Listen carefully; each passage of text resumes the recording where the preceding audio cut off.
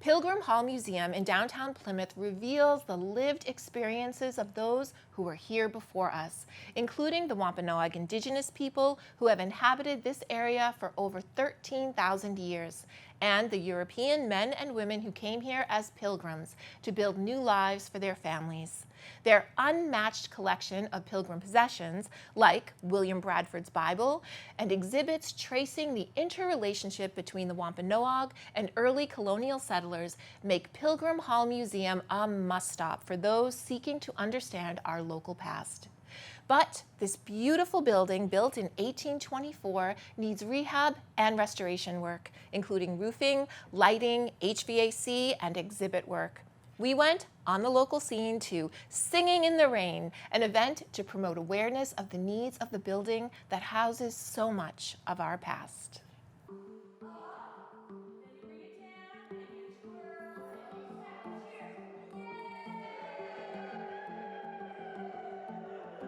Today, the purpose of the Singing in the Rain event that Donna put on was just amazing. It was just to bring awareness of the roof. Museums, historic structures, they need the support of government and the private sector and nonprofits to be able to survive, not just to operate, but to keep the building up and in good shape. We know the museum, like all organizations, has needs. We were happy to be able to come together as a group of supporters of the museum today. Number one, we need to replace this roof and skylight. We literally have rain falling in this building, although we've taken some temporary measures to prevent that. Number two, while the lid is off the building, it is the opportune moment to do any other work that we need to get done. The incredible task of emptying this space of its artworks and historic treasures and safely storing them during this project represents a very significant part of the cost of the project. We only want to do it once. For me, the museum is a cornerstone of Court Street and Main Street. So when you come down 44 and you take a left, you have Memorial Hall, you have St. Peter's, and then you have us. So this is a pillar of the corner of the street for Plymouth. This is where the history starts. And this to preserve this, my goal is that when a person in my position in 200 years from now will remember that we did what we were supposed to do to bring it back up to speed so that it would survive. And we're looking through pictures the last time we did work on it. I think it was probably about 25 years ago. And they did it right. And so now it's all right. So this process that we're going to do, the capital campaign that we're going to create, we're creating a future for this to survive in. So we're going to update everything to the point where we don't have to do it again. One of the other important aspects of the proposed renovation is dealing with our HVAC, heating, air conditioning, and ventilation systems, which need some upgrades. You can hear them roaring away in the background here. And we've given a lot of thought to the timing and scheduling for the construction side of things, and it makes so much sense, while the lid is off this building, for us to do what we need to do inside because of the level of the work that's going to be involved for this. Also will provide us, when we're doing that work, the ability to install new lighting infrastructure. One of the most important things about looking at exhibits and artworks and artifacts from the past in a museum setting is your ability to be able to have them illuminated properly, both for their long-term care and for you to be able to get the most out of that experience. Our lighting technology is over 16 years out of date, and that's like having a cell phone in your pocket that's old. It just simply does not work anymore. So we need to upgrade that critical building system for the museum experience to be complete. And the last element, again, to complete that experience of the history that you absorb here at Pilgrim Hall Museum, is interpretive redesign. Our museum has been around for 200 years, and the way that we tell the story of Plymouth Colony's beginnings has changed significantly in that time. This is the time for us to bring voices into the hall that have long been excluded, and to provide a much richer interpretation of the Indigenous part of Plymouth Colony, as well as the experiences of the Mayflower Pilgrims.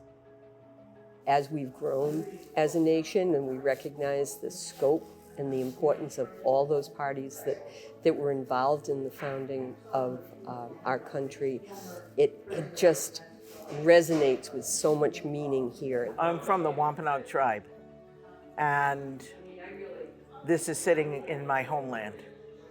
And the Pilgrim story has been told on its own.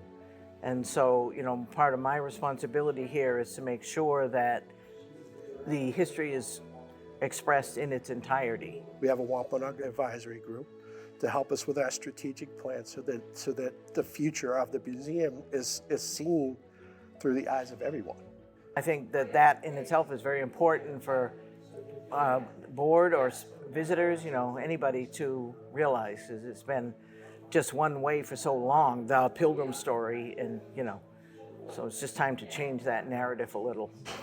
The museum itself plays such an important role in the culture of our community, whether it be the educational program or just the actual preservation of all those artifacts and of the story of our founding. Whether you're a young child or you're bringing up a family or you're a senior citizen, there's programming and opportunity to participate and learn more.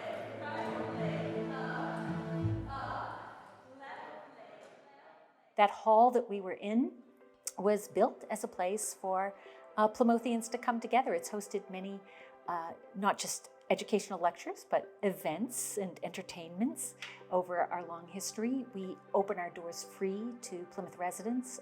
We always welcome Plymouth people to come in and connect with the history of the place that we live. Elementary school was the first time I came here. You came here, and then you went to the Mayflower, and then you went to the Patuxent Museums, and this is why it's a community museum.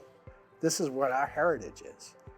And what's funny about through the whole COVID aspect of it, when people were in the lockdown, our website went crazy because people were researching where they came from.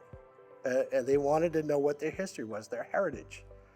And they researched it, and they knew they could come here or look online for here and see where they came from, what part of their history came from. To me, history is critically important because if you don't understand what happened in the past, how do you plan to go forward in the future?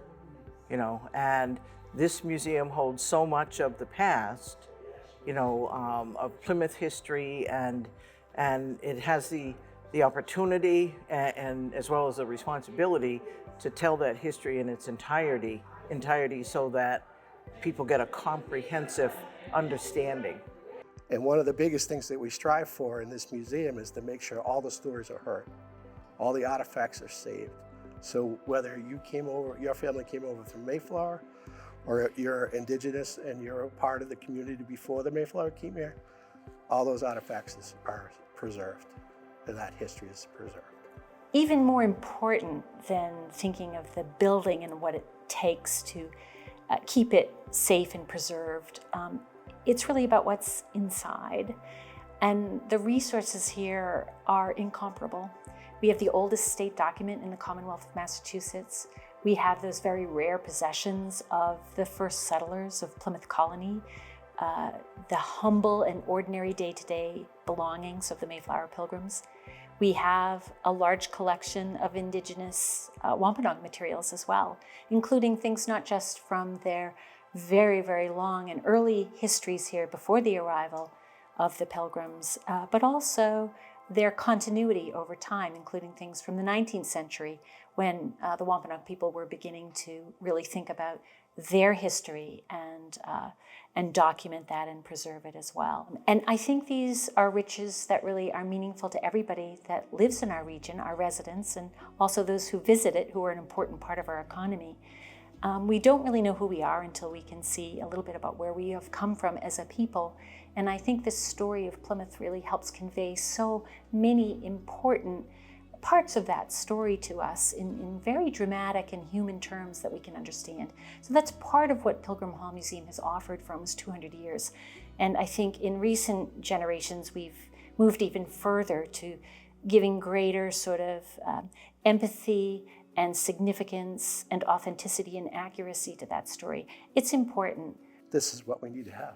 We need to have all those stories out there so people understand and don't repeat that history again. We appreciate it.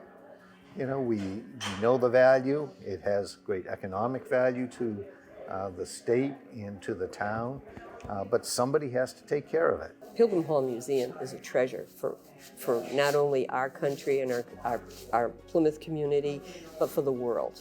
We encourage and are looking for support from all members of our local community, local residents who maybe have visited the museum or members of the museum, or even those folks out there who have never visited. Come through our doors, take a look at what we have, and please voice your support for the project that we are so desperately in need of and trying to undertake. And for our community partners, we work with you all the time. We value and appreciate the work that you do for our community and for our region, and we ask you to help us now at our time of need.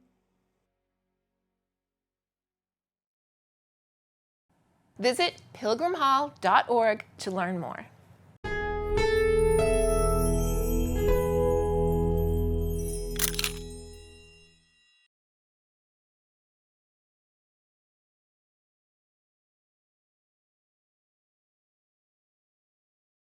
Thank you for watching. We are grateful for your attention.